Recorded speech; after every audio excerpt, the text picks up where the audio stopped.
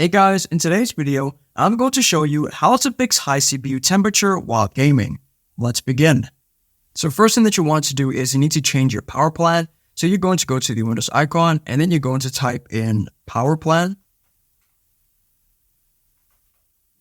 So over there, edit power plan. Once you're done, you're going to click on change advanced power settings. And then look for something which says processor power management. So you're going to click on the plus icon there. Then you're going to scroll down a bit.